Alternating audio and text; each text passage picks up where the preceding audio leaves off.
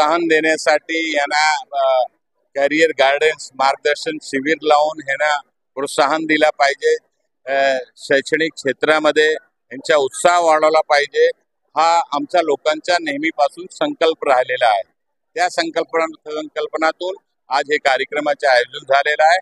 चांदिवली मतदारसंघामध्ये 60 पेक्षा जास्त शाळाचे प्रिन्सिपल, 10वीचे जे टॉप 10 टीचर्स स्टुडंट आहेत त्यांना सर्वांना इथे सन्मान करण्यात आलेला आहे.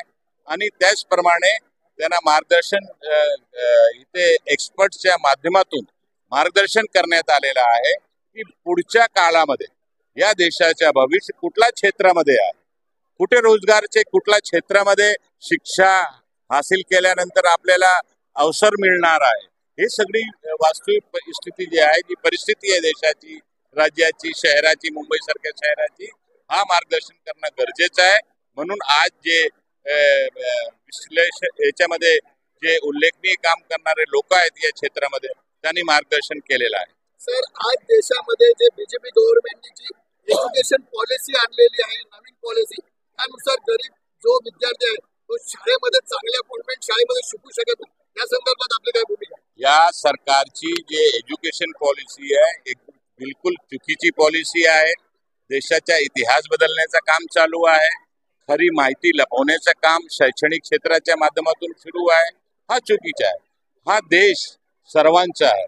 हा देशाची जे मूल परिस्थिती आहे, मूल जो इतिहास आहे, स्वतंत्र काळाच्या पूर्वी हा देश स्वतंत्र कसा झाला, या स्वतंत्र काळामध्ये कोणाकोणाच्या मूल योगदान आहे, कसा आपला आज या एवढा वर्षानंतर आज स्वतंत्र देशामध्ये आपण राहतोय, तर आजची पिढीला ते सगळी खरा जो इतिहास आहे या देशाचा तो माहिती मिळाली पाहिजे. इतिहासातून अजिबात छेडछाड झाला नाही पाहिजे आणि आजच्या पिढीला तरुणांना खरा इतिहास शैक्षणिक क्षेत्राच्या माध्यमातून दिला पाहिजे, जेणेकरून या मुलांना इतिहास माहिती असेल तर या देशाला मजबूत आणि बळकट आणि या देशाची राष्ट्रीय एकात्मता जे आहे आणखी मजबूत करण्यामध्ये मदत केली. धन्यवाद.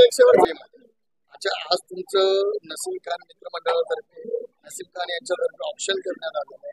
काय काय देण्यात आलेलं आहे आपल्याला? मला एक ट्रॉफी, सर्टिफिकेट, घडी आणि चेक द्यायला दिली आहे आणि मला खूप छान वाटतंय ऑप्शन झाल्यामुळे.